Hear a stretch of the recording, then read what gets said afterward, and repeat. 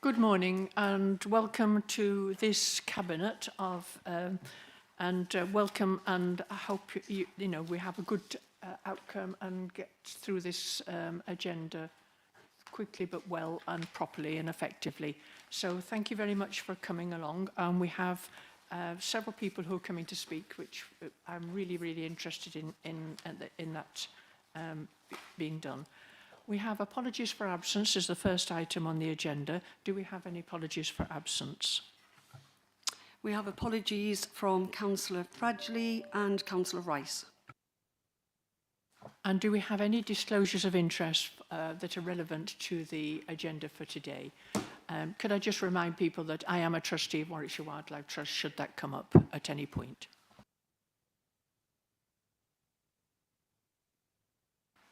The next item is the minutes of the 15th of April, and we have to confirm and sign the minutes held on that. But first of all, I need to ask whether they are accurate and whether anybody's got any issue with those minutes. Are you happy with that they are accurate reflection of the discussion on that day? Yes. And are you happy for me to sign them and confirm them? All in favour? Yes. Thank you very much indeed. The next item is the start times of the meetings. We have to do this on an annual basis, and at the moment the start time is 10 o'clock. We have the option to go to the afternoon or the evening should we wish, but is anybody willing to propose a start time for this meeting? Councillor Coles? Thank you. I propose we continue to keep the meetings at 10 o'clock. And a seconder?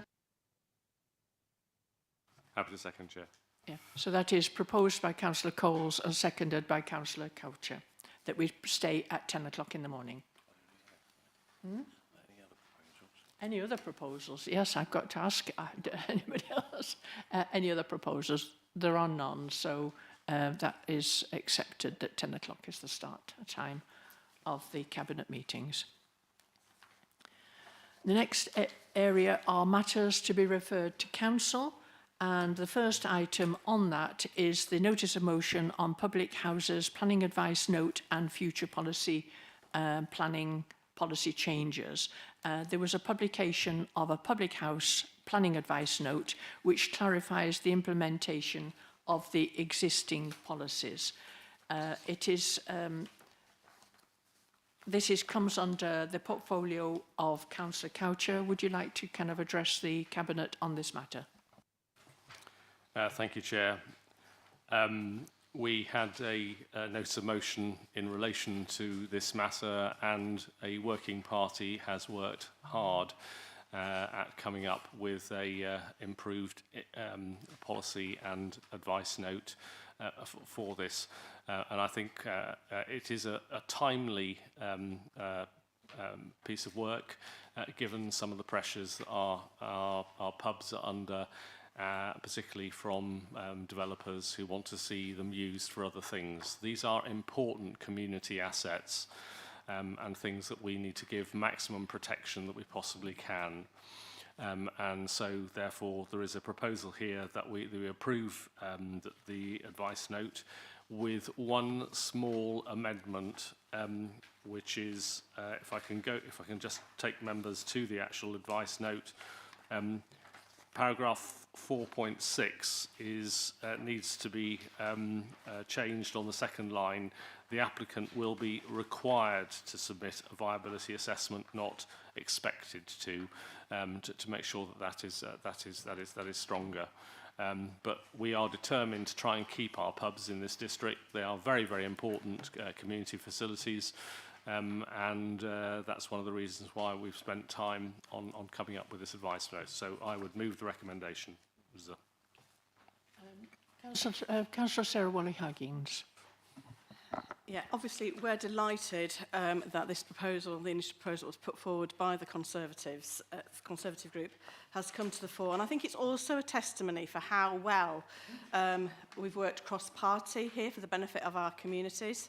I think this is a very sturdy piece of work, and I pay tribute to everybody that has been involved with this piece of work, both officers and and councillors. It is that important, and really, as you know, Councillor Couch, this doesn't happen that often, but I pay tribute to everybody involved in this. And I also urge that this document then also forms part of the South Warwickshire Development Plan, that this is absolutely written through front and backwards, and mainly because I believe, well, I know that other pubs across the wider district and across the South Warwickshire area would truly benefit from this from this work, and for that underpinning the protection of all their pubs. So thank you very much, everybody that's been involved in this, and as you know, it's right at the heart of one of my main reasons that I stood again as a politician. So thank you very much indeed, everybody, for this piece of work. I think that this is one of the most lasting pieces of work for the Stratford district that could potentially have the most impact, and that in maybe 100 years from now, people will thank us for what we've been doing. Thank you. Councillor Crump. Thank you, Chair. Need to say, it's quite amusing to see that councillors of all parties, when they do agree, it's usually on something about things such as pubs. And there we are, you know, Councillor Couch and Councillor Wally Hoggins are agreeing on something, and it's to do with pubs. So it's quite good. So we'll have to speak more about pubs on more occasions, I think. On a serious note, yeah, OSC felt the document produced provided really useful guidance on the current situation, and it certainly helped to potentially identify opportunities for future improvement as part of the South Warwickshire local plan, which I think you know, we all seem to agree it should be form part of it. Obviously, we're looking forward to the document being endorsed by the Cabinet, and potentially one way of expanding the policy to cover other community assets such as shops and not post offices as well. Just another addition as well, I think the three are potentially interlinked, forming social fabric, etc. for the community. So just, yeah, on the whole, yeah, we're very supportive, but potentially a way forward to expand it as well. Thank you. Councillor Curtis. Thank you, Leader. Yes, agree with all these comments. I think it's a really very, very good piece of work, and thanks to the officers for producing it. And I'd just like to reiterate what I've asked previously, is that I think this advice paper should be circulated to all members of the Planning Committee to help their guidance. Thank you. It is quite crucial that we recognise that this is actually an advice note. It doesn't create policy or supplement it. We have to take this forward to the local plan in order to be able to give it the weight that it really needs. Once we've taken this, the main thing is that we would want it to go forward as part of the updating of the local plan policy, and then it would have weight in law, which it wouldn't have at the moment. One of the things that I want to be able to do is to get clarification about how people can register assets in their community as assets of community value, and how they can go about the procedures of community right to bid if appropriate.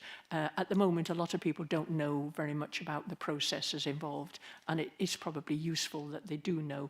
I know that in Ulster, my ward, that has been considered in the past, and it's useful for people to know the procedures. So we've had two recommendations, a slight alteration from expected to required in the advice note. Are you accepting of the recommendations that we reprove it for publication with that slight alteration, and that that we now go forward to the new local plan that's going out for consultation to strengthen the protection of public houses in the district, and that we endorse that?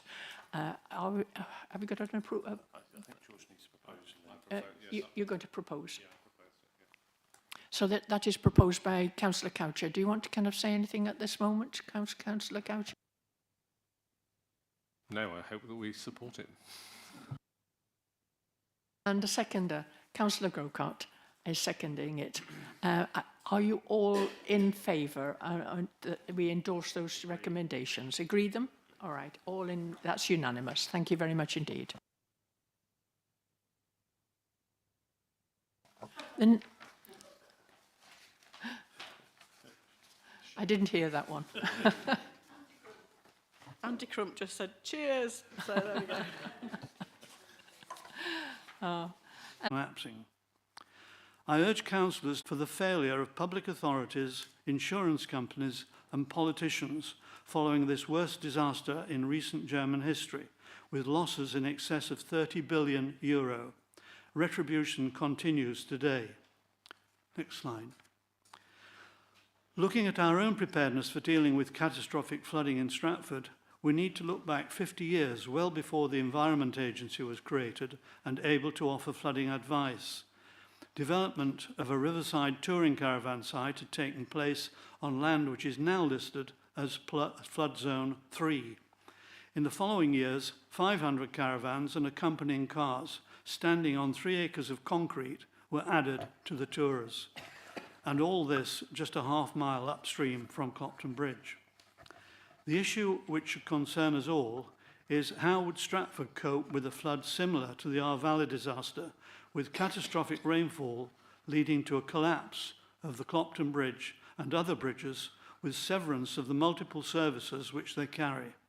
This calls for an urgent assessment of the consequences on life and the economy, together with an action plan to reduce the possibility of such a tragedy.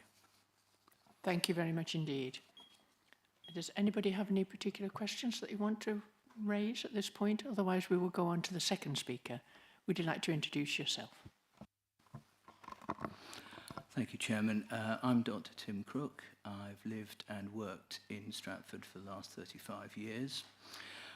I'm also a Tiddington resident, and I see the floodplain to the north of the town every day. And myself and fellow neighbours are becoming increasingly alarmed at what we've been witnessing on our floodplain. We know the government has told us to expect warmer, wetter winters, especially in central England, expecting up to 33% wetter over years to come. The evidence would suggest we're already starting to experience this. The Environment Agency have issued 9 flood alerts on our stretch of the Avon in 2024. 4 of those resulted in serious flooding events in Stratford, so it appears it is already upon us. Whilst the properties in Tiddington themselves are not currently under threat of flooding and sit above the plain, we do witness and see how the floodwater sits on the plain from Tiddington. And that we are aware that that seriously impacts upon downstream on what happens in Stratford, Welford, Bidford. The northern floodplain acts for us as a natural sump protecting Stratford, and any construction going onto that plain will have an impact on how much water the plain can absorb and what flows downstream directly to the town and beyond. We are concerned that the risk of trees and other debris being swept downstream and potentially damaging Clopton Bridge. And we are concerned that we do not suffer the same fate as in the Our Valley. As we know, the Clopton Bridge currently carries 25,000 vehicles a day, and anything that threatens this key artery could pose a serious threat to life and have huge detrimental economic impact on the town. We have had a slight taster of what might happen when last November there was some damage to the stonework on the top of the bridge, which resulted in a period of closure to have the repairs done, and this resulted in major disruption to people and businesses. So imagine the disruption if there was a partial collapse or damage below the bridge. Thank you very much indeed. That is the 2 minutes. Thank you very much indeed. It is appreciated.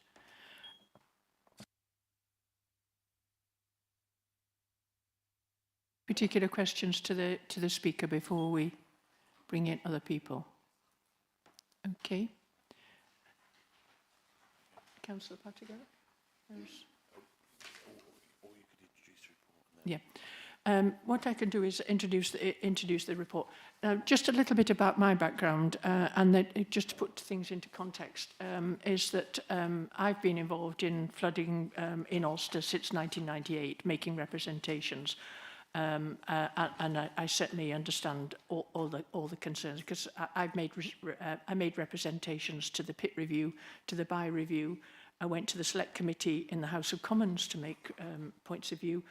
I was also, I joined the Environment Agency Advisory, West Midlands Advisory Group for about 5 years in order to put the case for flooding. I've done a lot of work, professional work on climate change, and what I've gathered through all the information that I've witnessed is that there have been problems with the NPPF for some time. That there's been people have been saying that it is not strong enough. It is guidance. There is law, and the Climate Change Act is law, and the Compulsory and Purchase Act is law. Planning and Compulsory Purchase Act are law, and it's the balance between the guidance and the law is what needs to be strengthened. And according to various bodies, such as the TCPA and the RTPI, the NPPF does need strengthening. But we are where we are, that we have it. And we have to take the guidance and the law as it is. But meanwhile, we also could make and should make representations to government for increased powers for local authorities to do control development in floodplains. So, Councillor Pertugela, would you want to come forward at this point?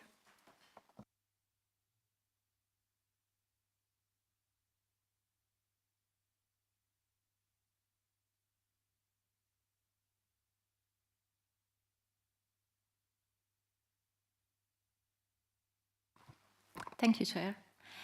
As a local councillor and a resident of an Avon Valley village, I can see firsthand how fluvial, surface water and sewage flooding impact hugely on our communities. If the motion is passed, it will give officers and councillors full backing for strengthening our flood-related policies in the emerging South Warwickshire local plan.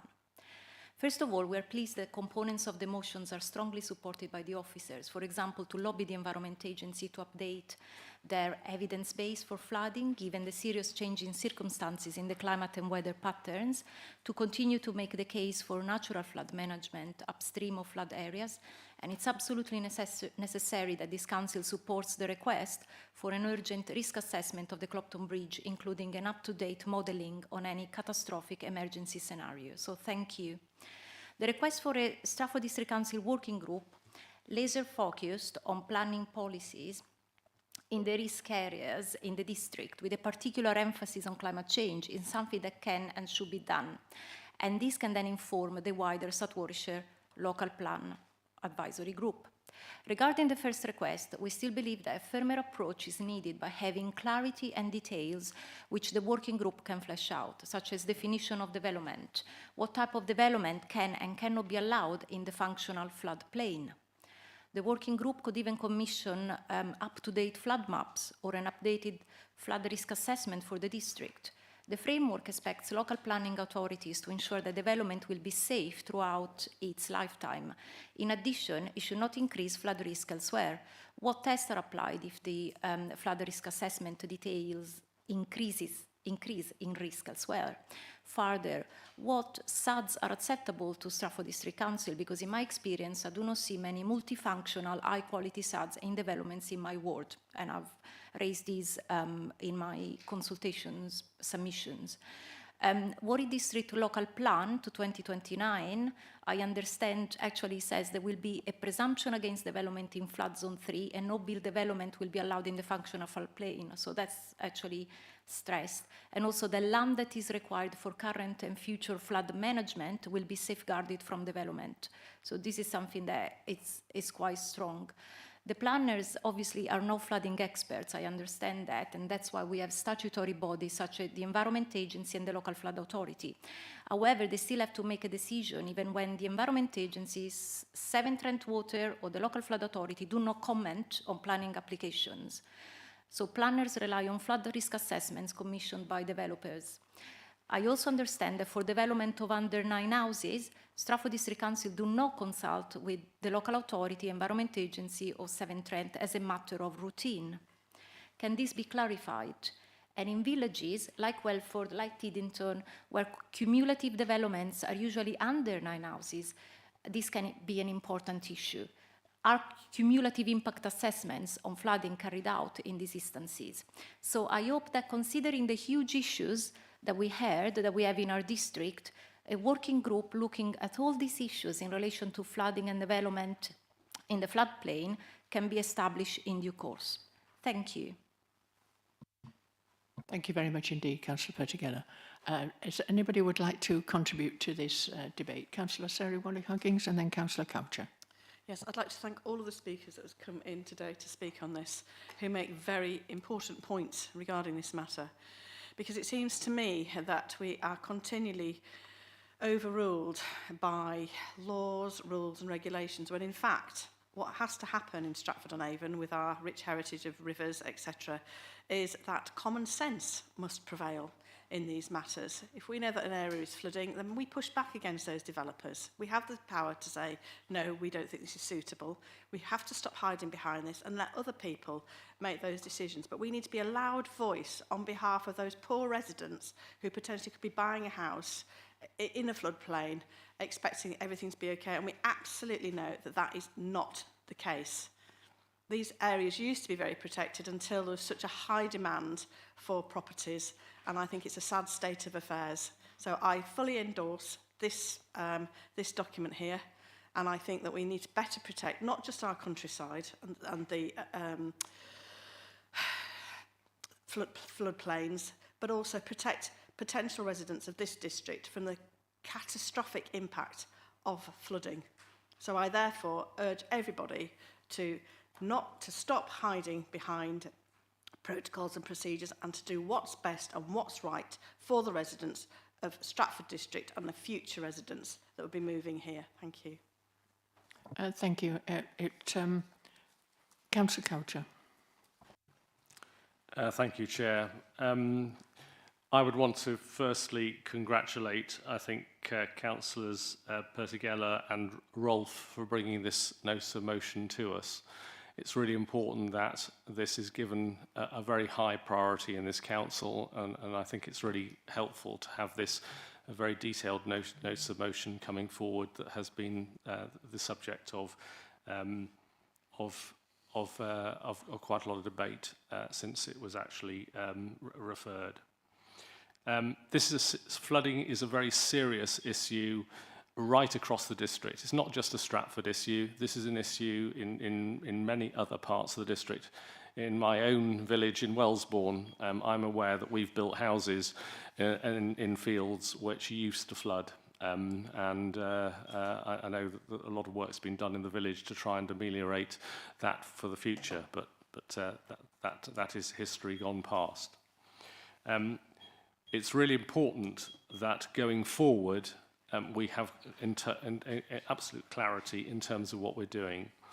At the moment, our officers here within the District Council are working in accordance with the existing framework that we have set out by the core strategy approved years ago, but also the government's national planning policy guidance, or this NPPF guidance we have at the moment.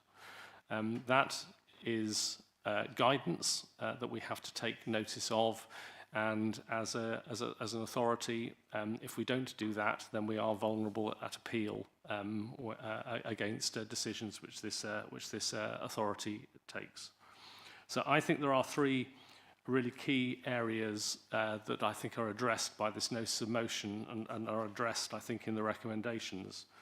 One is to make sure that our processes are correct within the council, and that we do ensure that we take notice of all of the requirements when considering any application coming before us that might be in an area vulnerable for flooding.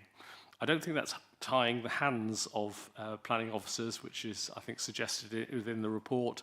I think it's just good management in terms of making sure that all of our planning officers and indeed our planning committee are fully aware of the seriousness of taking into account what we're required to do in relation to flooding.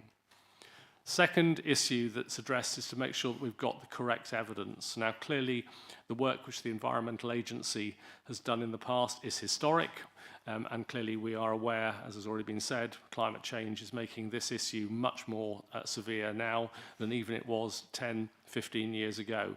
And so therefore this council has got to put pressure on the Environment Agency in terms of reconsidering where they are and making sure that that is coming forward. And the third area is to make sure that we are addressing for the future in the South Warwickshire local plan. Now, this council has made it very clear to everybody preparing the local plan that infrastructure is one of the most important things that we have to consider, and that we have to give it a much higher consideration going forward in terms of plan making. And clearly infrastructure includes flood control, flood amelioration, and ensuring that we are as resilient as we possibly can. I'm aware that already that there is work ongoing in relation to Clopton Bridge and what would be the how we would cope with any catastrophe that might have there. We're also clearly having to look to see what other crossings we may have to make across the River Avon to serve ourselves for the future. This is all being considered as part of the preparation for the South Warwickshire local plan, which members have through various working groups, and the advisory committee has a lot of input into it. So in summary, I think it's a very useful notice of motion. I congratulate the councillors that have brought it forward to us, and I think that we should accept the recommendations as set out in this report. But this is not the end of the matter. This is a matter that we will continue to consider as we prepare our local plan for the future as well. Thank you, Chair. Anybody else want to come in? Because I would like to say a couple of words as well. Councillor Passingham. Yes, I fully obviously support this motion and the document as was said in the full council meeting when it was discussed before. Just to summarise what I said before, in Shipston there has been big flooding problems, and since 2007 and 2014 we've had a Shipston Area Flood Action Group which got £80,000 worth of funding off the Environment Agency. Unfortunately, funding from the Environment Agency has dried up. But apologies to Councillor Crump for that.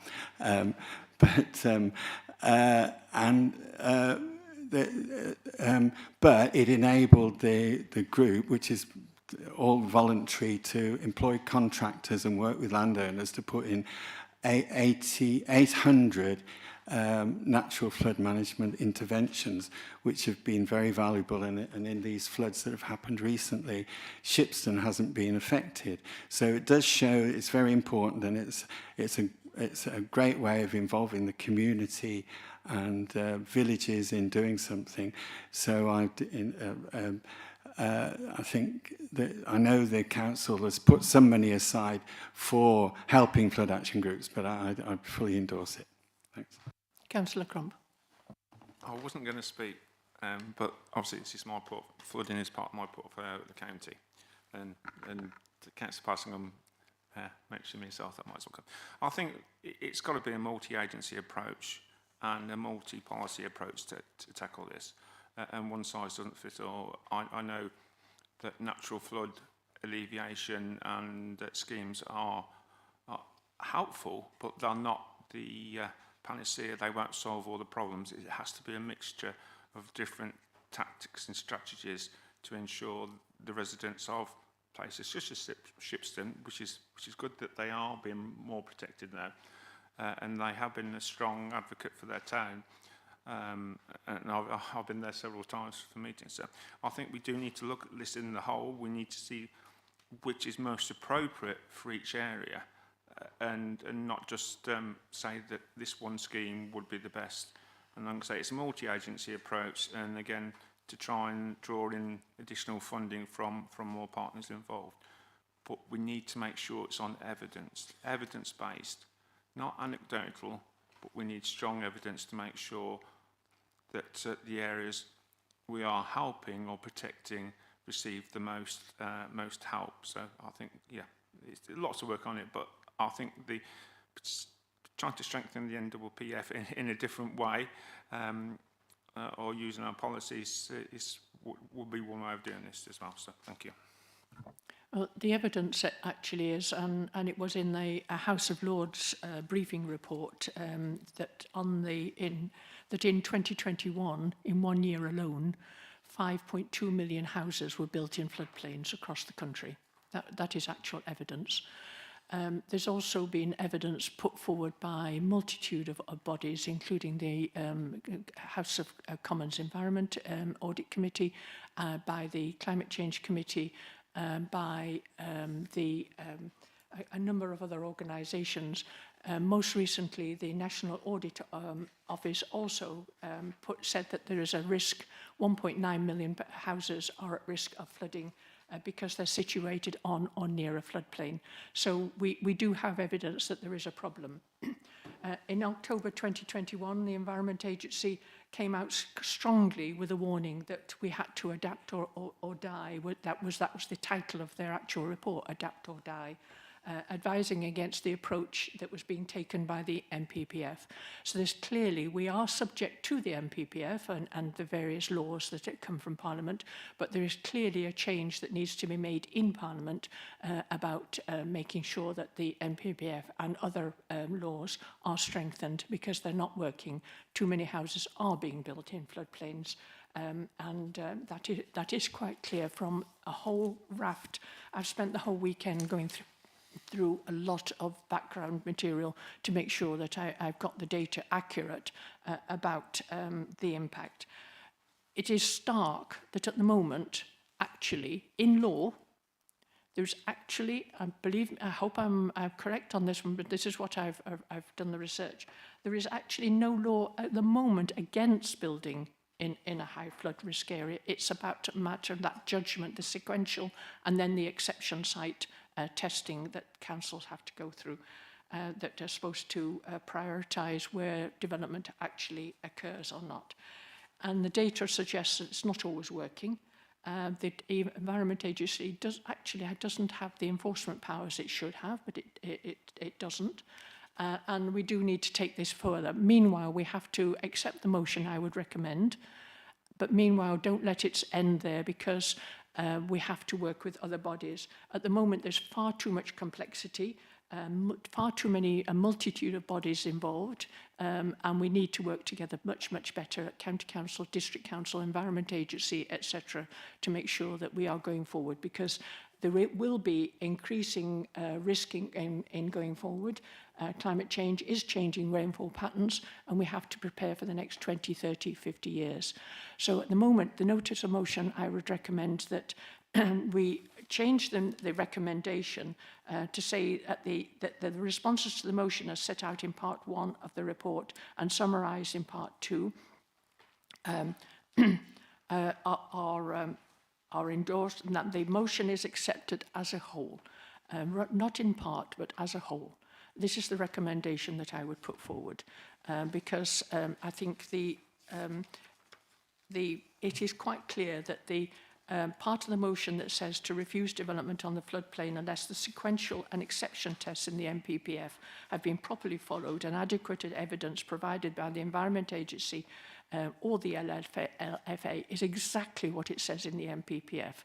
I can't see that anything else that it allows for, whether you accept it or not, the sequential test and the exception test.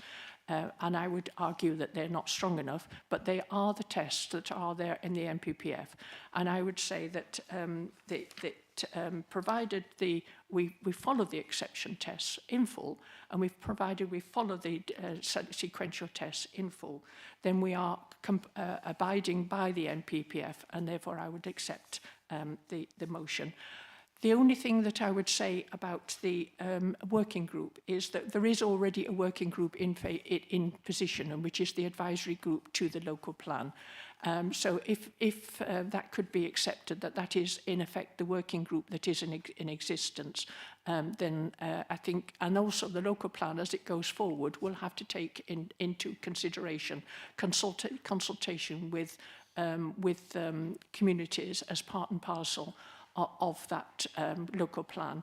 If that is accepted, that the working group is in effect already in existence, then we go forward that the part that the part of the motion that says to refuse development on floodplain unless the sequential and exception tests should be accepted. Are you in favour? Does anybody else want to make a comment? Marcia Eccleston. Thank you, Chair. I just had a query, really. The report was obviously prepared for yourselves as decision makers and officers to make the clearest decision on what you have before you. But I just wonder whether now would be a good time to hear from the officer in the room about the recommendations you are now suggesting we take forward. Yes, Councillor John Kerford, would you like to make a comment at this stage? Thank you, Chair. I think the view of officers is that we already apply the sequential exception tests. So I think our view is, well, this seemed to be going further than that, which we didn't think was appropriate because it suggested planning was almost a sort of binary choice. So we're happy with our current approach. I think there could be risks of overstate or overstepping our powers if we were to refuse development that wasn't in compliance with the exceptions test. So that's why we came to the view that we came to. I would urge caution about going further than that. I'm just trying to find the reference in the report. Yeah, it's paragraph 1.4.5. So in respect to the above motion, as worded, it seeks to set fast the planning balance. Arguably unlawful as it seeks to fetter discretion of planning decision makers, such as committee officers, in exercising the delegated powers. Planning is not a binary choice, rather it's one of fact and degree. There could be occasions where other material considerations mean that although proposed development does increase the risk of flooding, the proposal is deemed acceptable. It might be in the national interest, or the proposal exists where the wider benefits outweigh a very limited increase in risk. And there are a variety of different uses. So I'm satisfied that the report addresses the motion as it is, because we are applying the guidance as we, in a pragmatic way as we seem fit. So I suppose I'm not entirely sure what additional benefits supporting that aspect of the motion would bring. But if I've misunderstood that, Leader, please, please correct me. Thank you. My reading of it is that provided that you've gone through all the steps that are outlined in the NPPF, that you have sought strategic flood risk assessments, that you have applied a sequential risk-based approach to the location of development to avoid, where possible, flood risk to people and property, and you've managed any residual risk taking into account the impacts of climate change.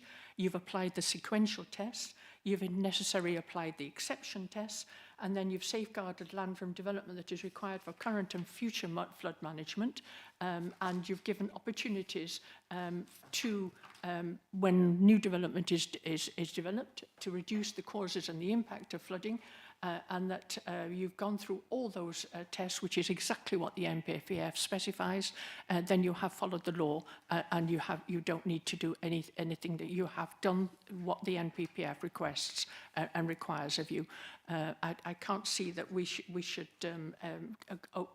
overrule that MPPF and that we should go further than that. I think we have the guidance. We have also the law that goes beyond it, which is the planning guidance, and also we have to pay due attention to the Climate Change Act 2008 and also the Planning and Compulsory Purchase Act, about making sure that we're doing all that's within our power to make sure that the impacts of climate change are not adversely affecting our residents. And I think, provided you've done that, then you've got all the ability to. The exception test does give you that ability.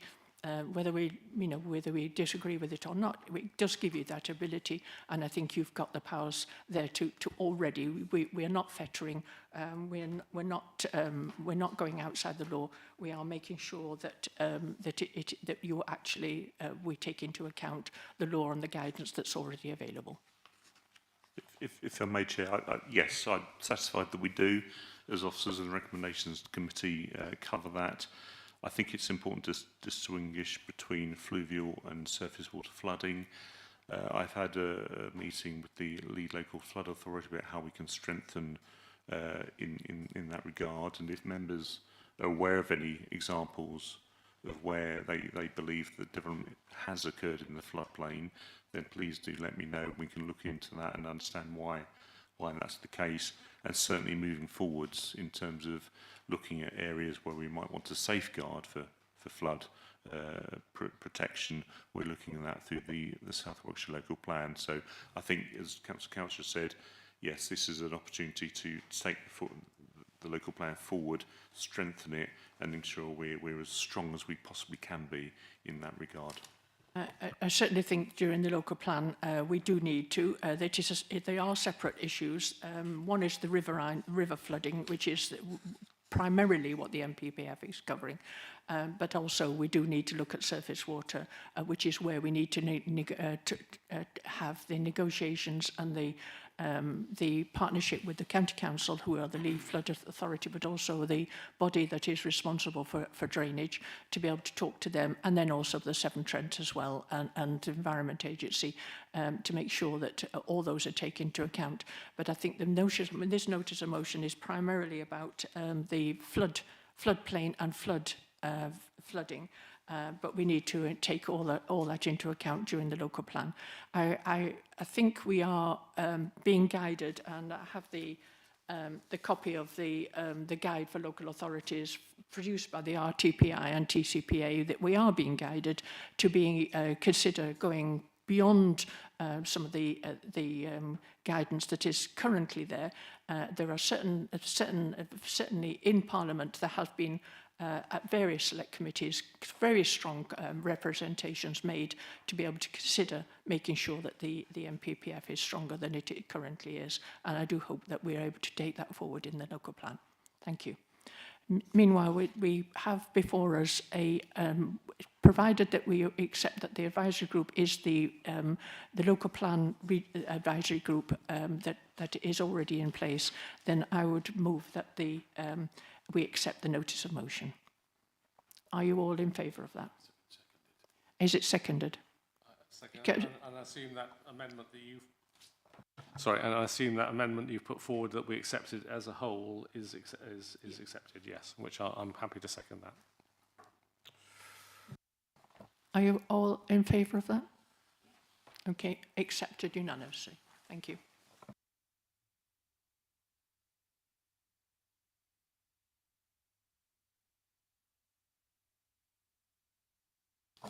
Moving forward then, we have matters of decision by the Cabinet, and the first item is the Council Plan and Change Programme, the resource allocation, which is on pages 45 to 52.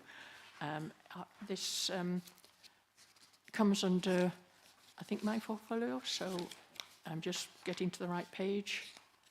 Here we are. And this is a recommendation that 1.562 million is allocated for the Council Plan and Change Programme budget towards supporting proposals identified at Appendix 1. Does anybody have anything that they want to make a comment about at this point? There are some correct papers that have been put forward to you around, which is the correct position that have been put forward separately today. If anybody wants to make any comments. Councillor Crump, I believe this was raised at a Review and Scrutiny Committee. It is, and I don't know whether members of the Cabinet are aware that rather than coming through in one big lump, we're trialling responding on each item in one when it comes up on the agenda. And I'm relying, being ably supported by Mr Perks and Mr Allison in helping me come up with some forms of word that reflect the meeting we had on Friday.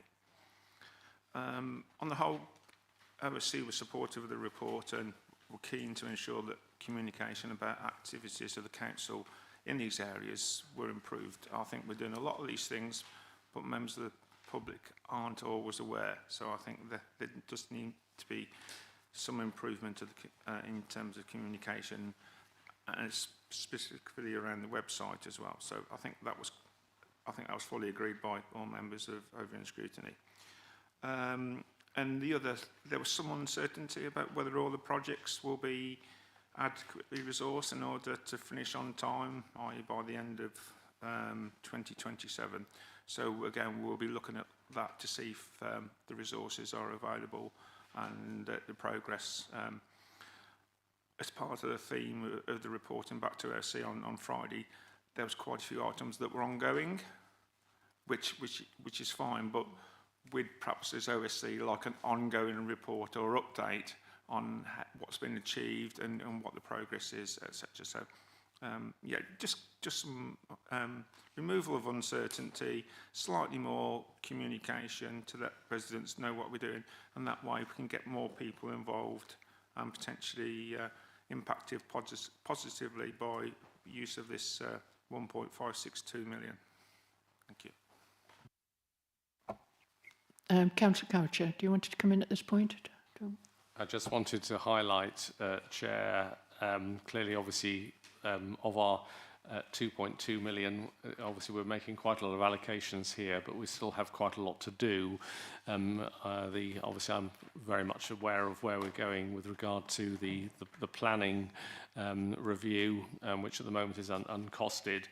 And in view of the previous notice of motion that we've just discussed, I'm delighted to see that we're actually investing here in officer time in relation to infrastructure, which is so important. Councillor Wally-Huggins. Yes, you know, it is. Thank you for the detail within this report here, but I wonder if there's just a level that is just missing here for everybody, for officers and for councillors, and most importantly for our residents, is that I do feel that the bit that's missing in this is the success criteria. So that how would we identify success? Because it isn't just the outcomes, it is what makes this successful, and it is that so what part of what we've got before us here. And I think that that is something that people would welcome, including officers, because that really underpins what it is what they're trying to achieve. Because at the moment, these are quite generalised objectives and outcomes for some fairly hefty budgets here. And it might be that there are some quick wins within each of that. And those success, therefore, what is it that we want to see? What are those successes, really? What are the successes that we want to see? What categorise this as being successful? That is what people would see more in a corporate way, which is when you're looking at these sums of money is relevant to this. What is our what are the success criteria for each one of these? I'm not, you know, I'm saying that to you as a opposition friend. Really, we could do with having that here. They may, I don't recall seeing them previously, but I do think it's a way to move forward and to entertain engagement across the board and across the district at all levels of governance and management. Thank you. No, I agree that we always set ourselves targets, and we also have to judge ourselves against the targets and make sure that we've met them. Actually, there's several things that are already ongoing in this that either already and we need to report back at an appropriate time. The Local Government Association is coming in to do a communications review to help us, and we're having a meeting. I think my interview is tomorrow, so that is beginning to be out.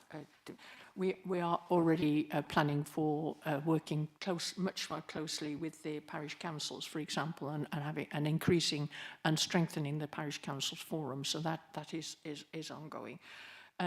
One of the things that we are have been working on quite a lot is the Growing Opportunities Strategic Plan, which has been a strategy and action plan that works with circa 17 partners. It's quite crucial that when we work with partners, that we all work together on the same strategy, but then we also report back when things have been met. I believe that there is more news that will be outcoming on the making sure that there is a more efficient and upgraded system for choice-based lettings, for example. So there's quite a lot that is ongoing, and but at a suitable time, it needs to be all reported back and to see whether we've met the targets. But one thing that that is in this list is to start doing a review of the district council's conservation areas. They have not been done since the mid-1990s, and that means that we haven't got updated information about some of those conservation areas. So those are beginning to... the Staff Strategy Action Plan was agreed last December, and now there's a programme to implement that strategy.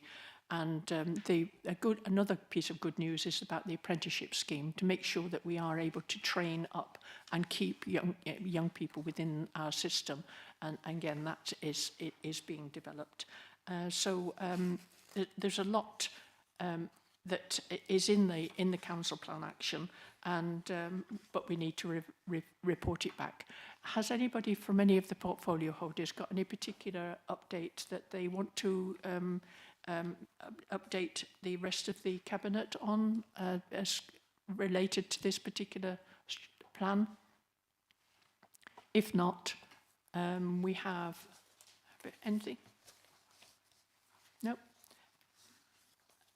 In which case we have a recommendation before us, and that recommendation is that we have the 1.562 million allocated from the Council Plan and Change Programme budget towards supporting the proposals as identified in Appendix 1.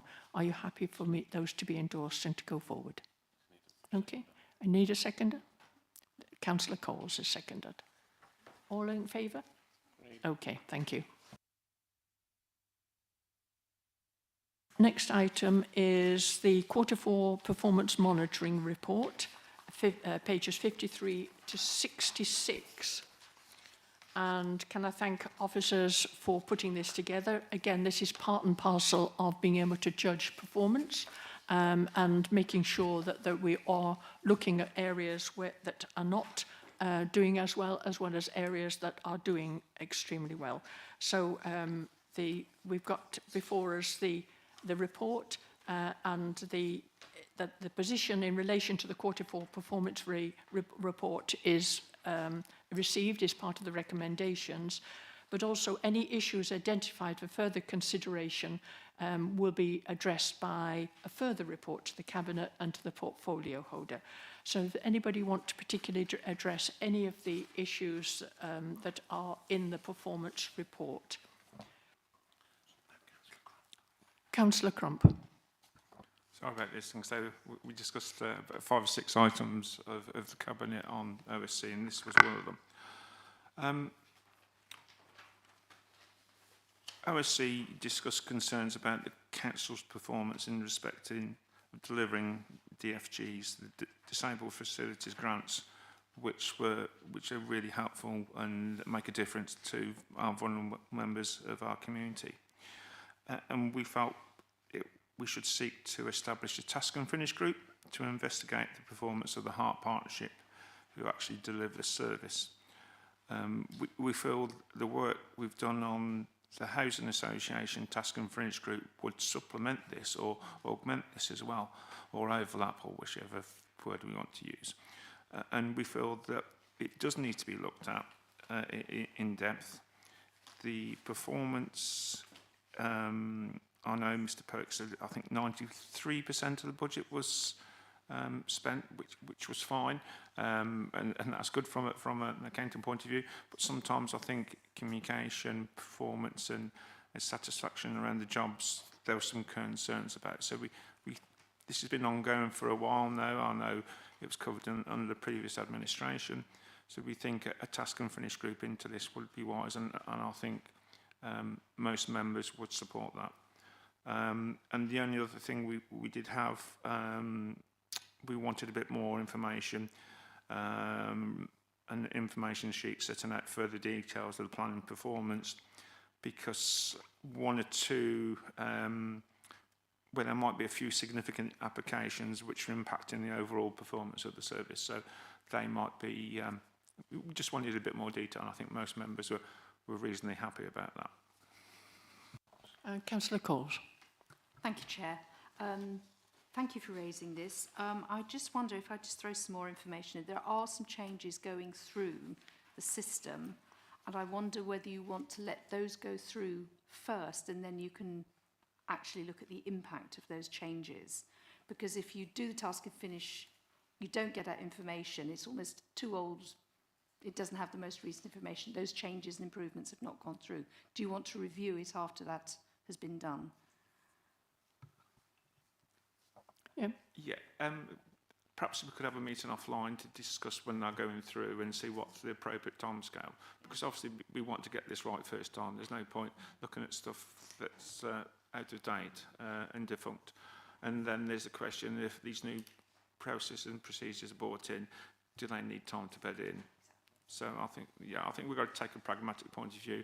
But saying that, we don't want to defer it too long because of we know this has been ongoing for a while. So I think if we have a meeting offline, discussion offline to discuss, and obviously we will need support from the officers about that to discuss the best timing.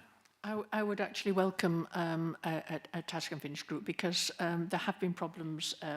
This service was set up in 2017, and I remember serving on the Overview and Scrutiny Committee on at least 2 occasions when questions were raised about it. I was on the Overview and Scrutiny Committee in 2022 when the decision was taken to remain with the partnership for a further 5 years. But there have been questions, and I've had one issue in my own ward this last weekend.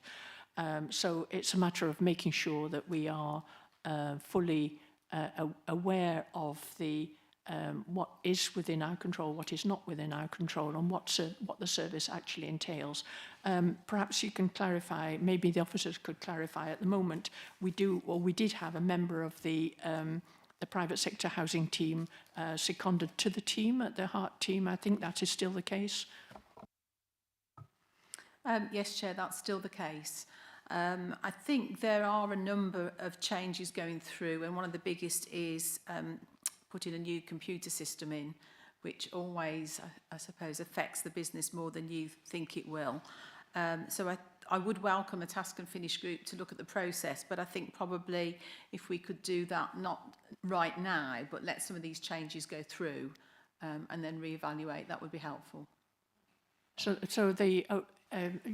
when you're after this meeting, when you're deciding the Overview and Scrutiny Committee's work plan and the timetable, if you liaise with the officers to make sure that you are got the right time frame. Okay. Thank you very much indeed.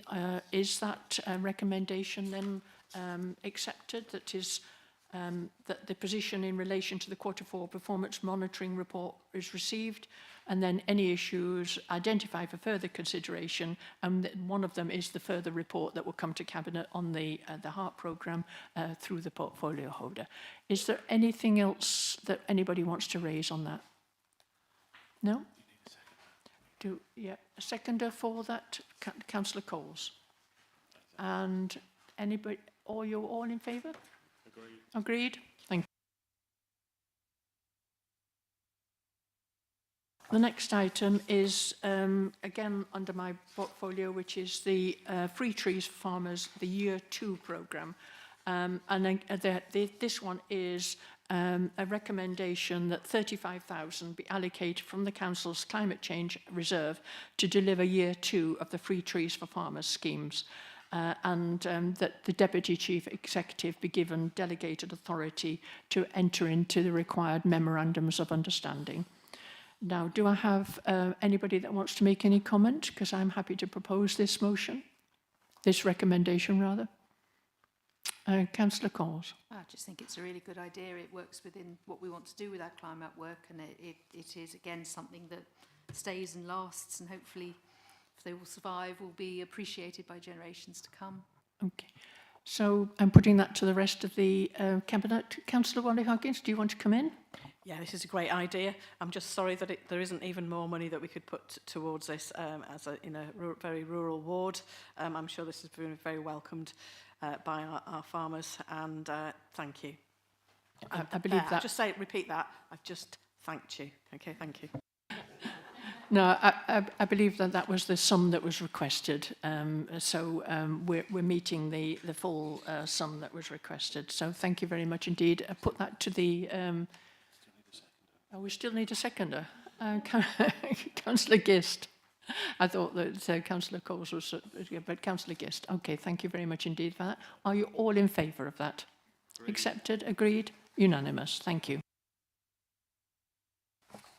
The next item is the Local Government Association Corporate Peer Challenge. A copy of the report is attached at Appendix 2 for our noting. Could I, at this stage, say thank you, and a heartfelt thank you to all the staff as well as to the councillors that took part in the review.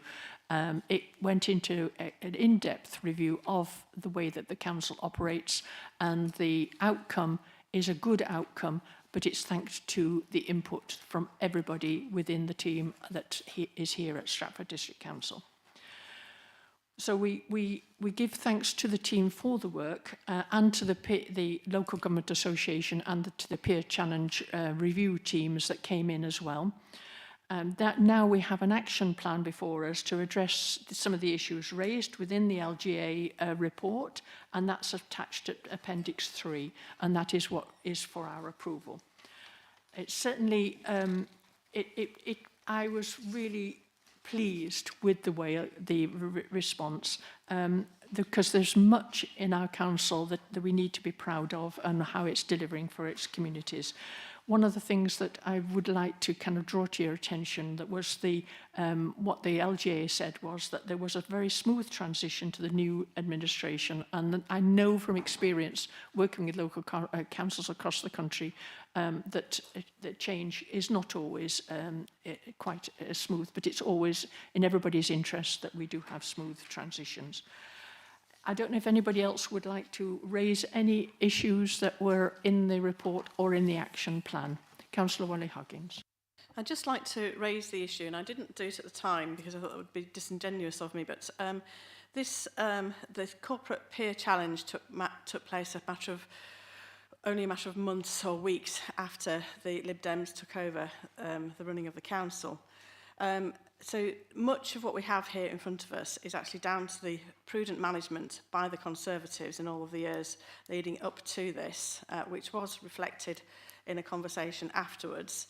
But notwithstanding that, I do think that this report demonstrates that always at the heart of this organisation are the residents and this report properly represents that. We perhaps always need to remember that, you know, we're doing a good job, but we mustn't be complacent on that. Thank you. Councillor Curtis and then Councillor Crump.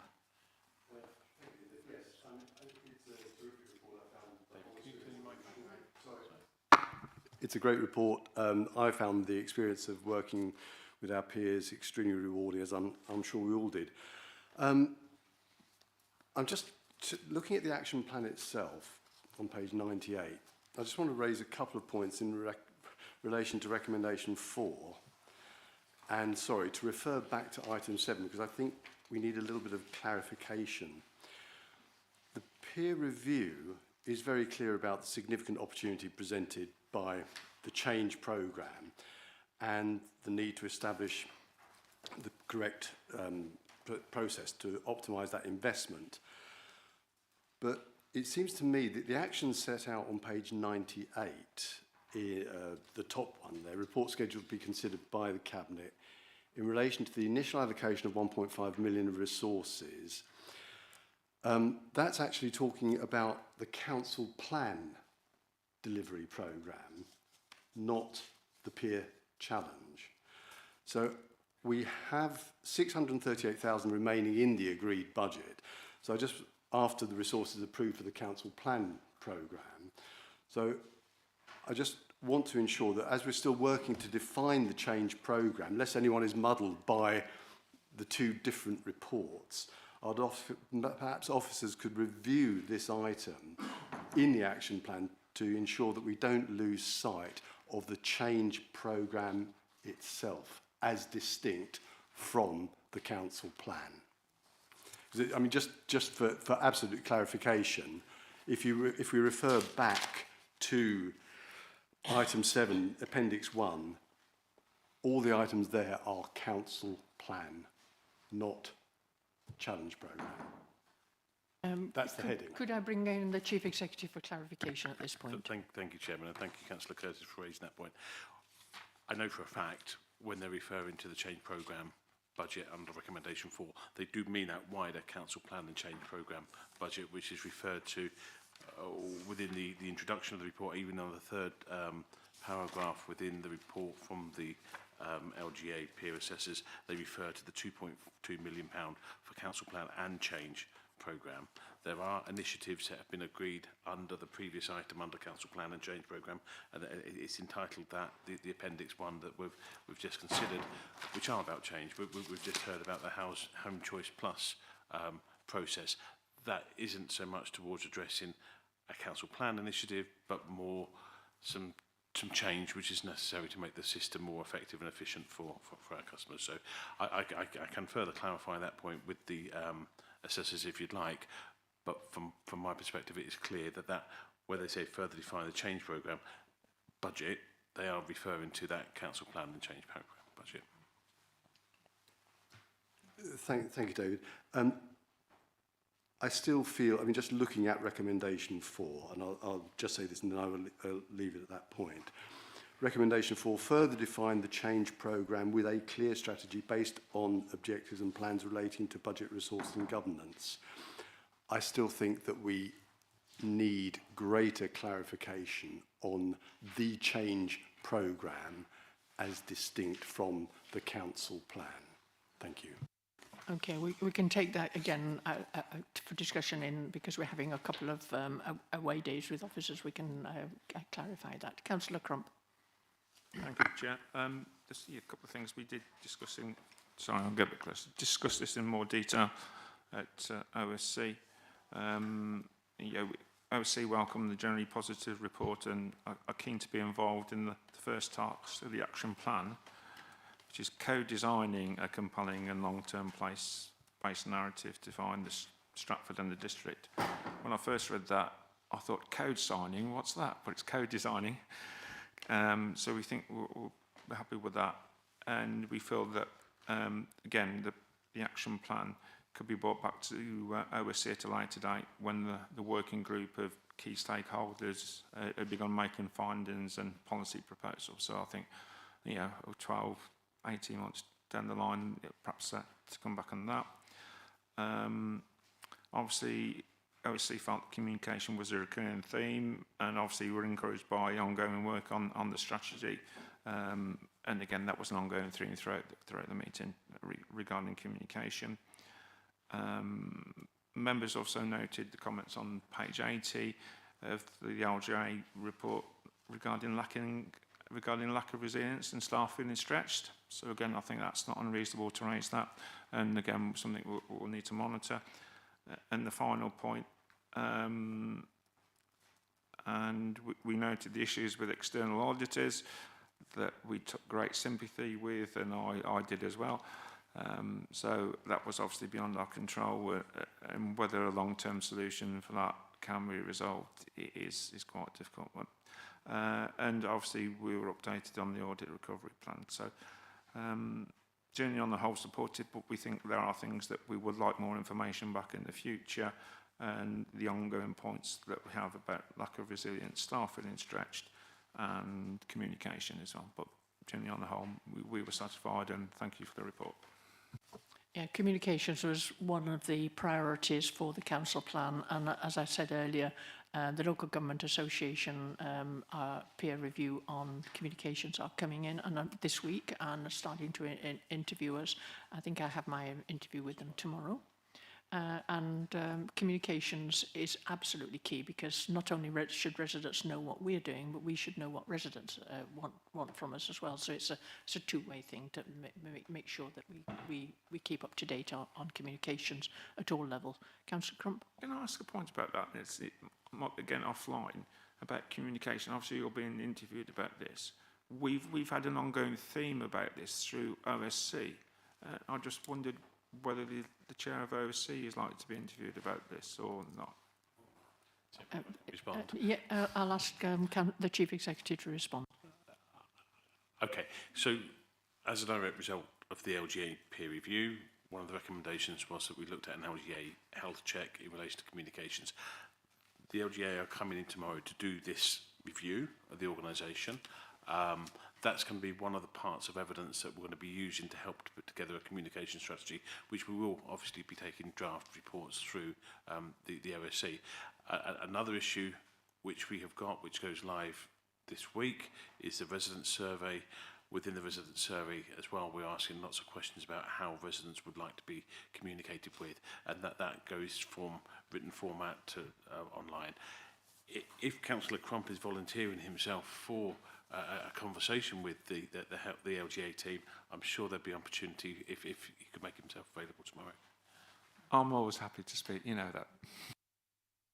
Thank you very much indeed, and I'm really going to be really interested in the survey. There's 10,000 surveys are going out.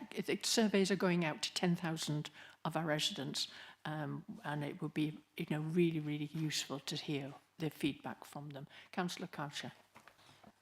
I think we're certainly responding to this as an administration in that we have appointed Councillor Rice as a new cabinet member, and he will have responsibility for communications going forward. So we're giving this a very high priority. And the other two things that we also want to do more of is the strengthening the citizens panel and develop the parish forum. Again, that gives a lot of opportunities and challenges that we can engage, where we can engage with local people. So there's quite a lot happening, but we do need to report back at an appropriate time.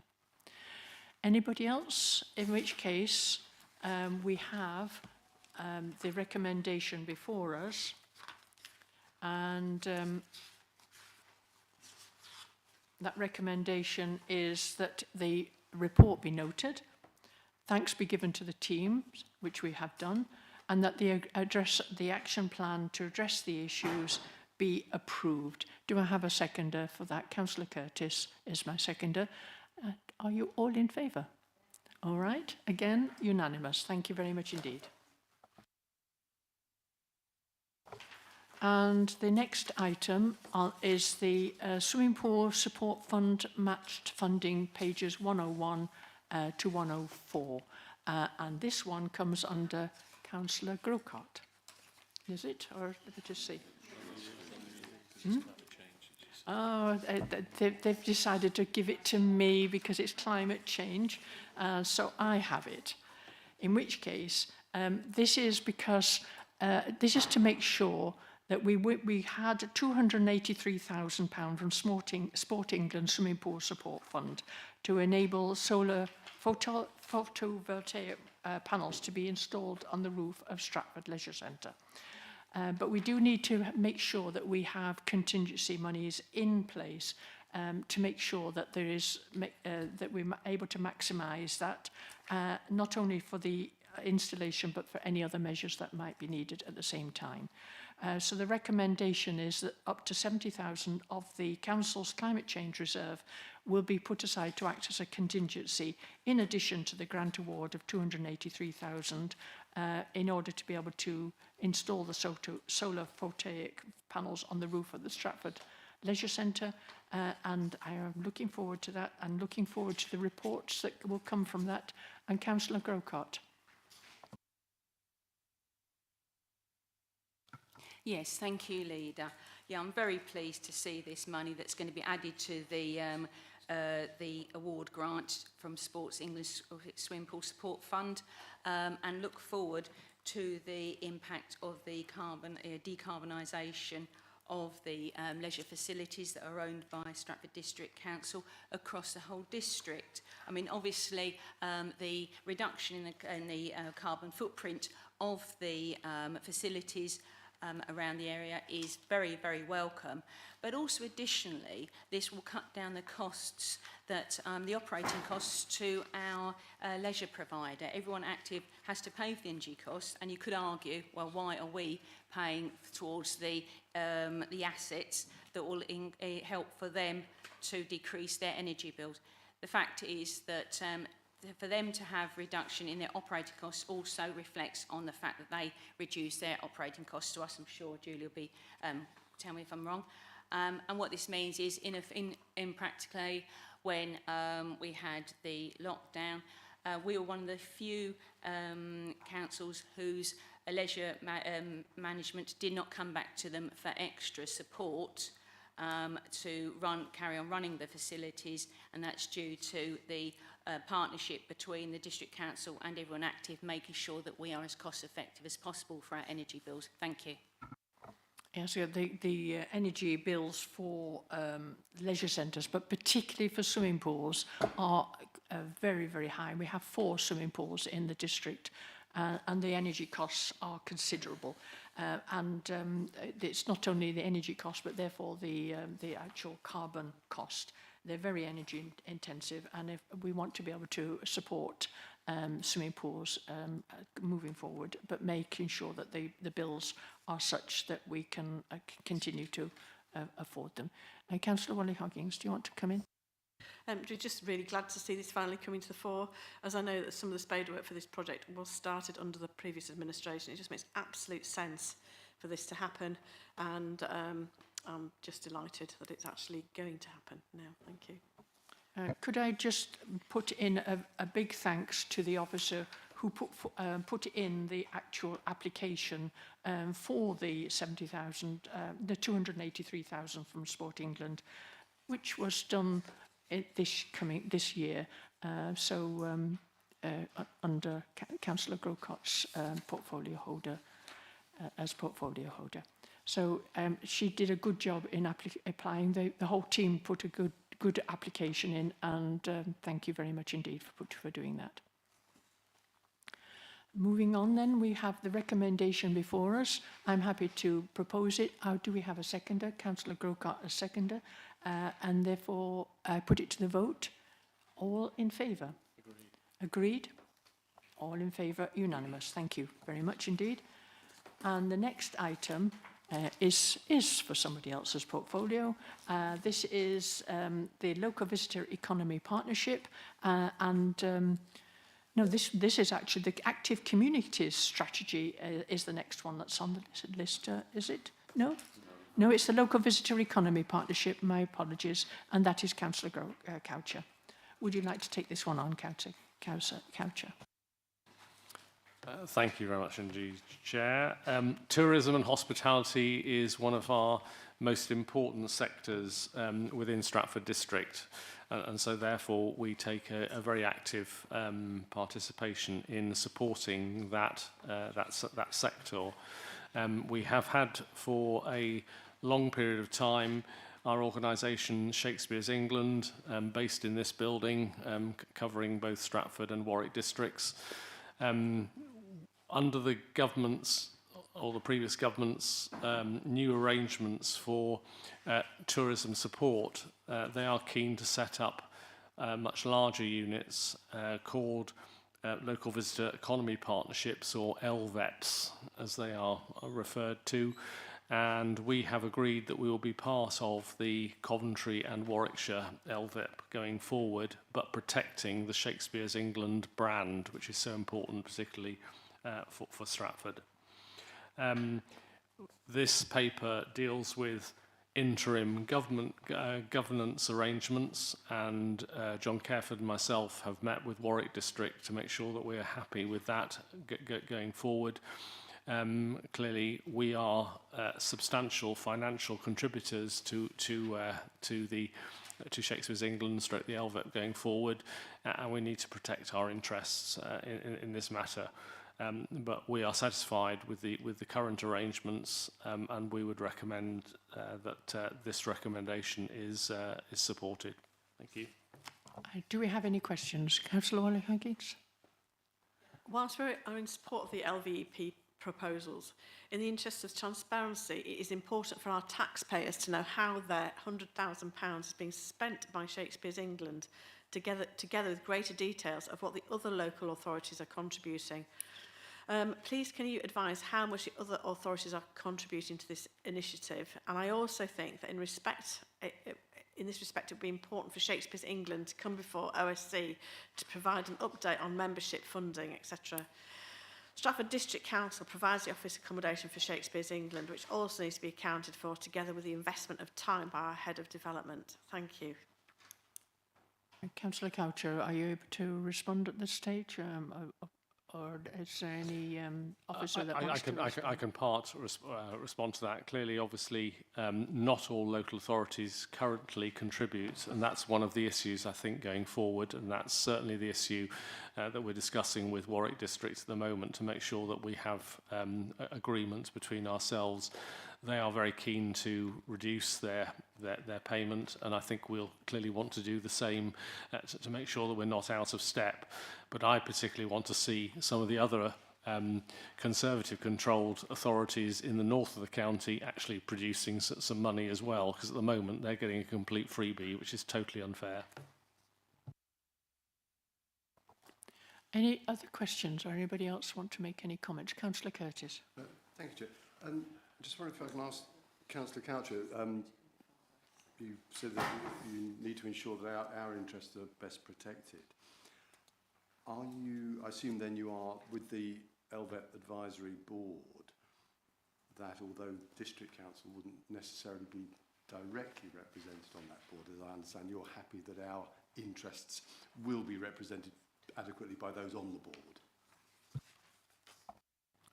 Yes, there will be. I mean, there is enough positions on the board that certainly our position will be represented. And as I say, we'll be working very closely with Warwick District as well. And as we are very substantial financial contributors, I'm sure our interests will be taken into account. Thank you.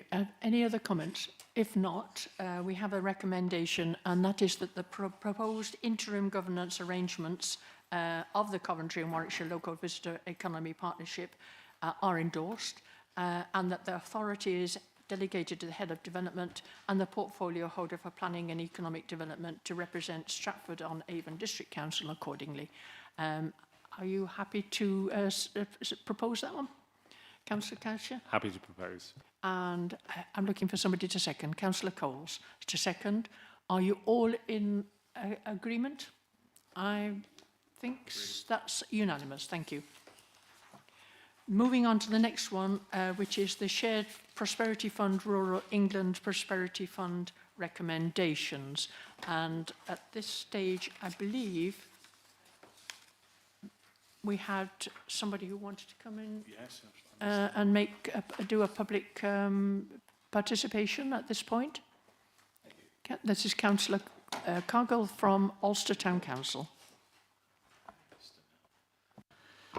Thank you.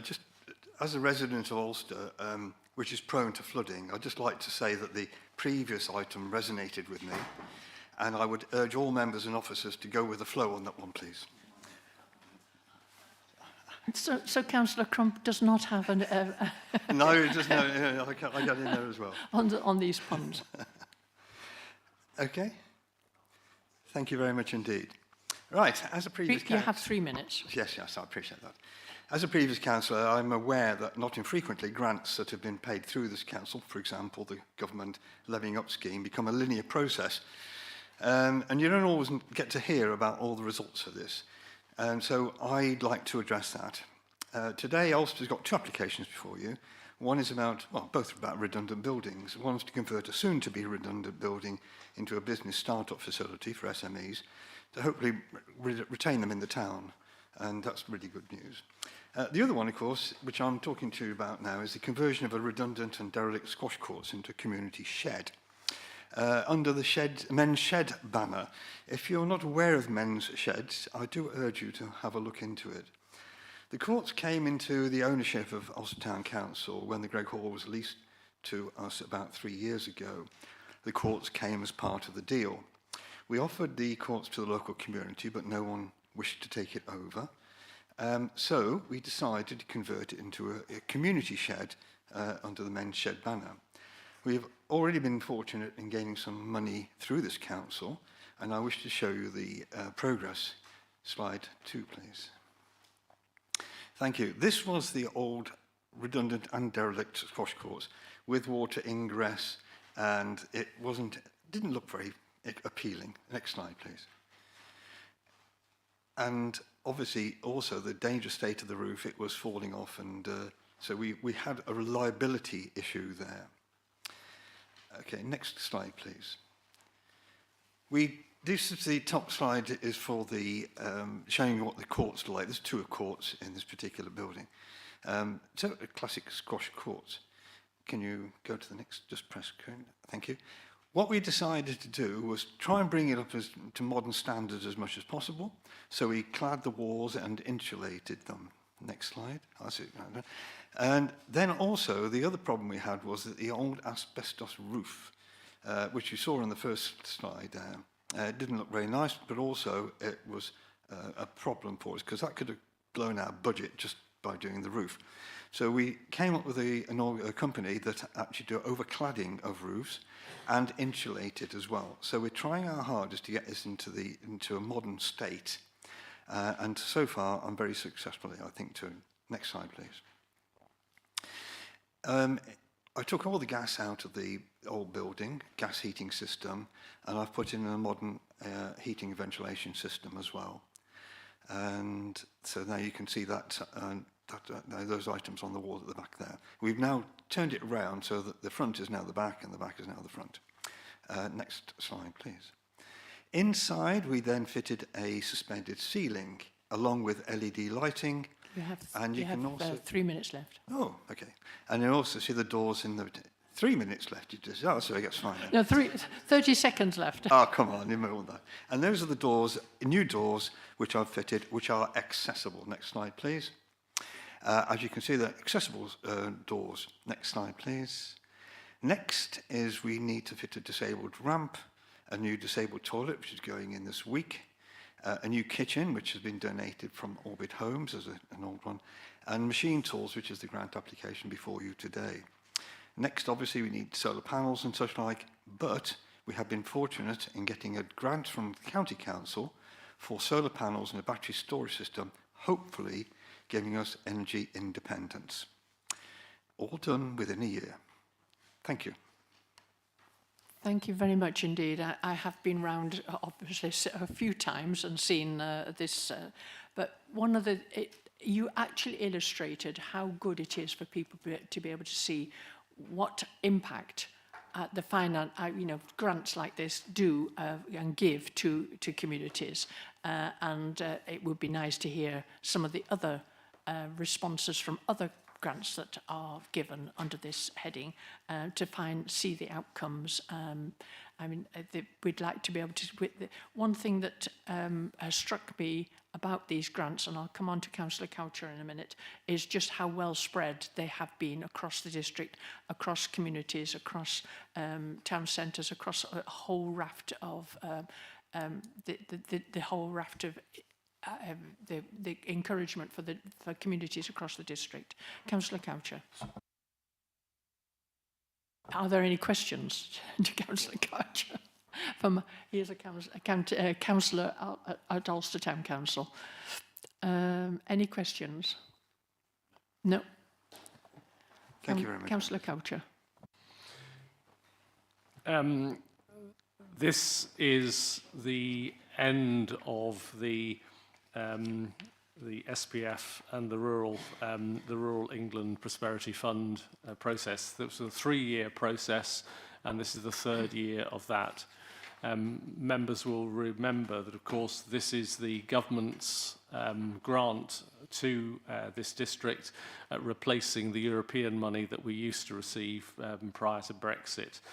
So it is very, very, very important.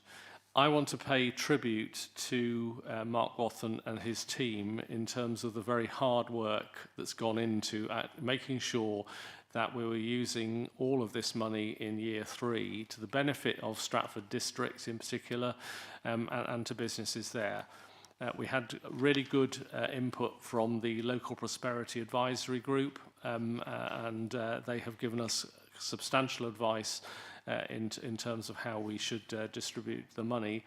And I'm very pleased to see that 49 projects are being funded, and as you, Leader, have said, right across the district, in all areas. This is money that's going to initiatives, but it's also going to individual businesses as well, who are going to assist with prosperity. We really wanted to make sure that we were making maximum use of all of this money going forward. I think we've managed to ensure that some very important community facilities like shop mobility are actually addressed going forward, which I think is really, really important. And certainly I would want to move the recommendations that are here. I suppose the big question mark in my mind is where do we go from here? Because at the moment we've got no clarity about how this will happen in future. And this has been one of the most important funds that businesses and organisations have been able to bid into, and we've been able to fund for the future. And frankly, it is rather worrying that we currently have a complete void. And I think there's been various comments made already within the general election process that's going forward about money disappearing off to other initiatives when this has been very important here. So there has been, I think, already a suggestion by one party that this money may actually go to sort. So, yeah. Can I just take us forward that just looking at some of the range of people that have had the grant and some of the small businesses that have benefited from it, it is absolutely fantastic work that has been done by the team to be able to make sure that these bids and grants are being properly administrated and that they've been assessed properly. And really, really fantastic range of projects that have come from them. And it is one of the things that I would like to be able to say, not only thank you, but I do hope that we will have a future for this fund, but we don't know yet until the new government comes in. Councillor, so I know Councillor Curtis wants to come in, but I'll bring in Marcia Eccleston, Head of Law and Governments first. Thank you, Chair. I think I heard reference to a point of order. Forgive me if I misheard, but may we hear what that point of order is, and then we can perhaps address it. Okay. Was there a point of order? We're in Purda now, and then we're making, specific reference to political parties, etc., and and the general election. And I do think that we've been very careful today. Everybody has been very careful to avoid that, and I think it's regrettable that those references have been made. Councillor Wally Hoggins, I do recall several times you referring to a political party as part of the administration. But moving on, Councillor Curtis. Okay. Marcia, could you respond? Just on the point of order, which Councillor Wally Hoggins has referenced, I would endorse the point, regardless of who may have referenced anything earlier. The point is we are in a pre-election period and we need to stay away from any conversations such as we've heard just now so that we can get on with the business as usual. I completely agree with that. Councillor Curtis. Thank you, Chair. Hopefully less controversial. I'd just like to particularly welcome one initiative because they're looking at the criteria, including investment in inclusive cultural arts projects. And this is a small project in Shottery Ward, which of course has 365 days of sunshine every year. But the Arts Rising Collective, I think it's an award of only £2,500, but it's a fantastic seed funding for this project, which is going to bring back into use an empty property. It's working in partnership with the Shakespeare Birthplace Trust, and I think this is a really good example where the District Council is putting a relatively small investment that's going to have a major impact long term. So I really do welcome that project. Thank you. Thank you. We have a recommendation.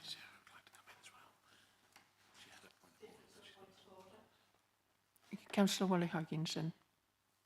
Yes, well, we are delighted to see that so many businesses and organisations across the district will be benefiting from one of the better legacies, with particular reference to the Levelling Up agenda. And so, of course, we are pleased to support and approve the recommended list and the allocated funds. And I'd like to thank my former colleague for coming in today to describe the impact of this funding. Thank you. And thank you. I'm going to ask Councillor Coles, do you want to come in? Yes, thank you. I just really wanted to, I mean, it is obviously an extraordinarily pleasing list of projects that are being helped.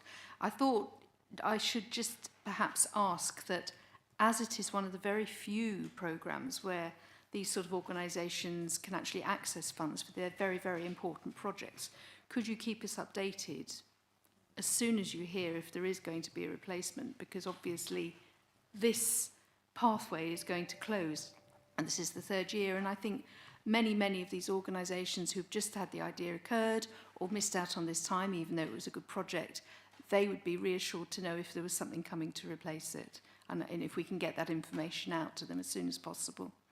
Thank you. I totally agree on that one. Councillor Coucher, would you like to wrap up before we go to the recommendation? As has already been said, this is benefiting a large number of organisations and companies in the district, and I would certainly endorse the proposals. So we go to the recommendation, and are you proposing the recommendation? Indeed. Okay. I'm happy to second the recommendations, and that is that the final recommended list of projects to be funded be reviewed and approved, and that the Deputy Chief Executive, in consultation with the portfolio holder for planning and economic development, be authorised to ensure that all matters for a compliant process regarding signed contracts and allocation of funding with successful applicants will have been undertaken. But can I also add that it was refreshing to hear what an outcome comes from how it affects our community, and we might ask for a few more of those in future times, just to be able to have a bit of a report back as to how these funds and these grants have supported the communities and businesses. So going with that, please, can we have a vote on the recommendations? All those in favour? And again, that is unanimous. So thank you very much indeed. And moving on to the next item, which is the Active Communities Strategy. And this one is Councillor Goldcott. Thank you, Leader. Yes, the Active Community Strategy was initially from 2019, and it is due to be it expires this year, and we're now delivering the new Active Community Strategy going forward from 2024 to 2027. So I'd like to thank my officers, Julie Lewis and Andy Green, in producing this very good report. The Active Community Strategy is what links our leisure and sports facilities, links it through to our council plan and the welfare and well-being of our communities and our residents. we have got this report which outlines how we are going to deliver away from the community centres, but actually out into not the leisure centres, into the community centres and villages.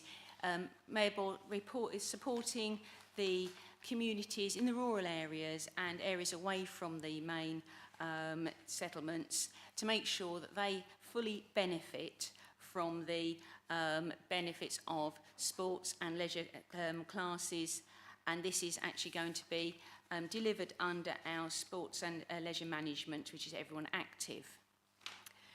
So one of the things this is very important to our administration, and just to sort of support this, we did actually put £25,000 into our budget this year to actually to go towards Everyone Active, to provide an outreach person towards extra community outreach programme, to deliver that programme and to make sure that we bring our communities forward and make sure that we have increasing welfare and health in the local area. So I really would like to thank the council's support in bringing that in the budget and moving this forward.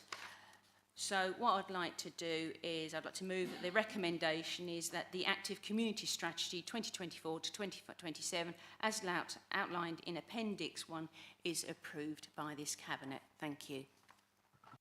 Do we have any questions, any answers, any queries that anybody wants to? Councillor Crump, of course.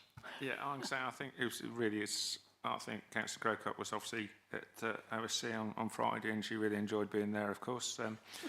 I think, reporting back from the issues that we discussed at OSC, we're encouraged that the new strategy seeks to expand on the activity currently carried out in leisure centres and taking this more out into the communities.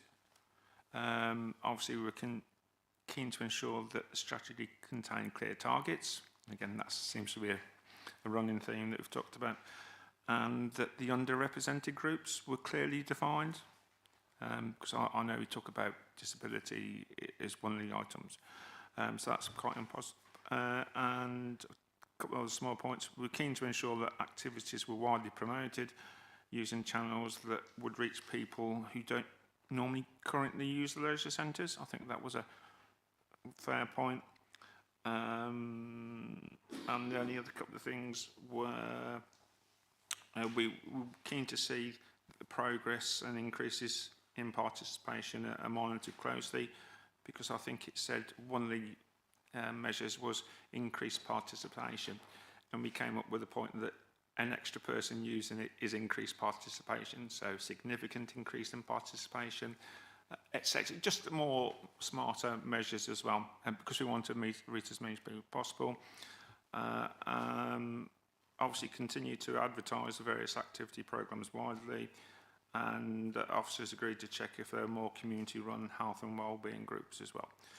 Obviously, I think we mentioned the Stour Health and Wellbeing Partnership was one of the ones. So, again, on the whole, I think some tweaks, tweaks are the right word. At least I didn't say twerks, which was quite appropriate for active community.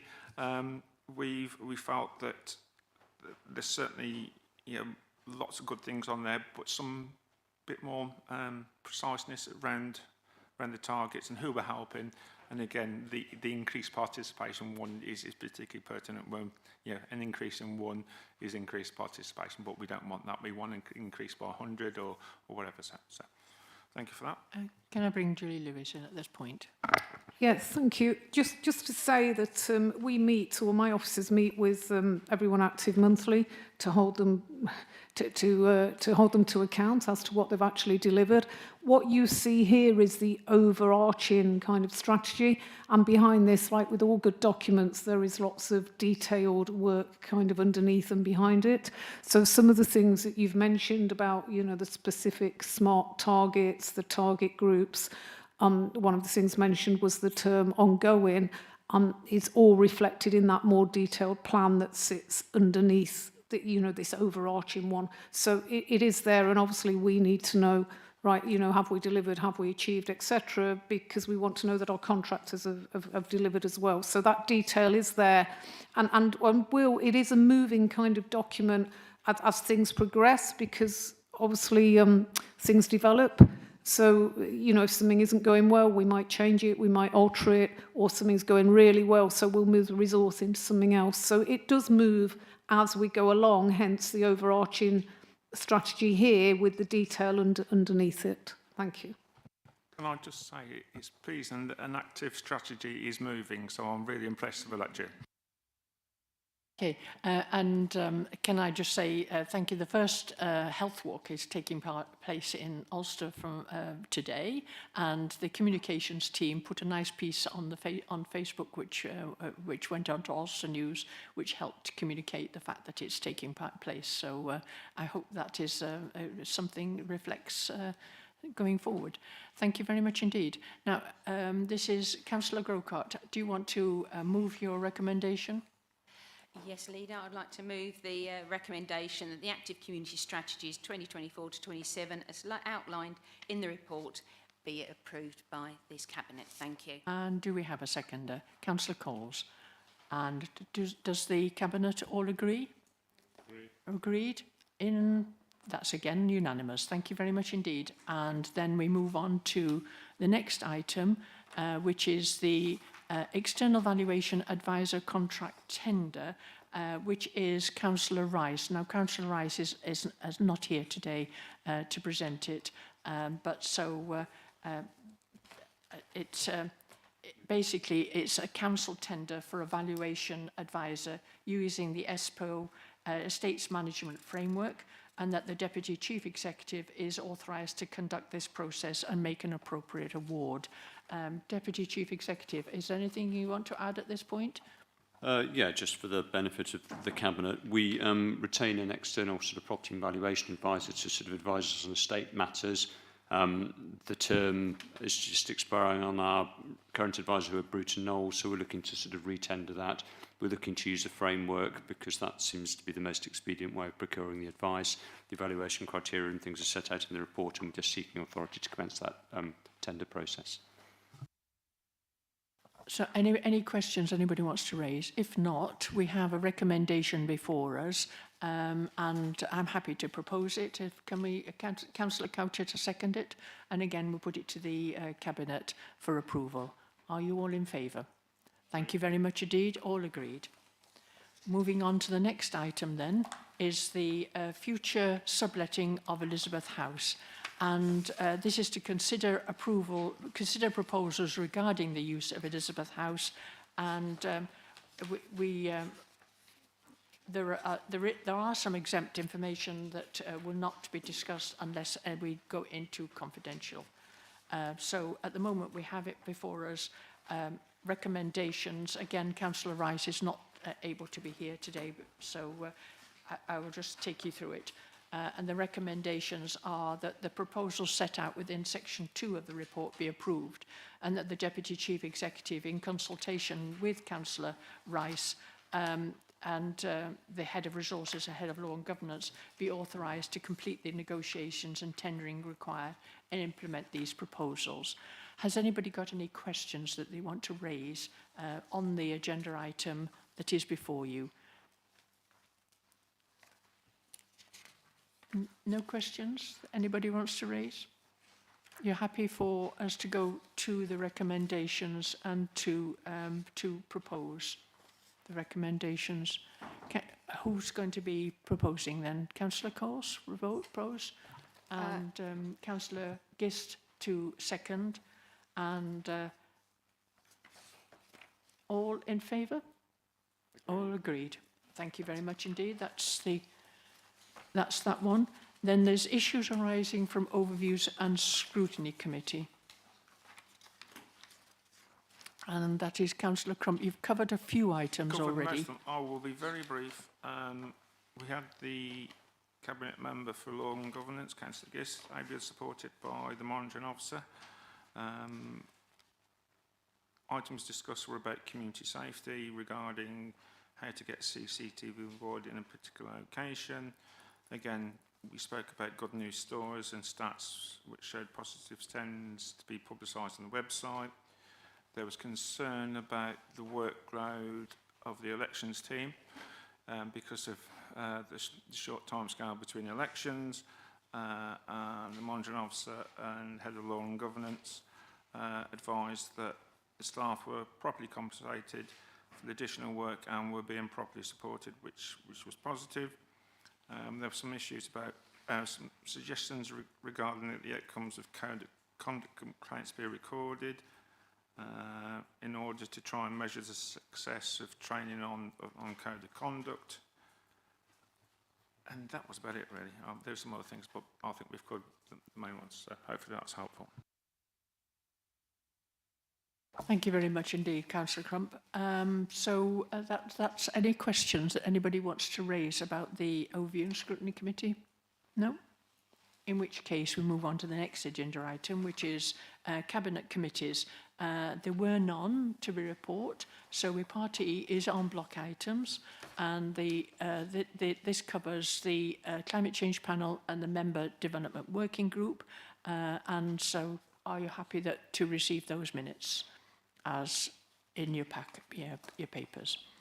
Moving on then to Part F, other matters, and there were no other matters, no urgent business been raised as far as I know. So in that case,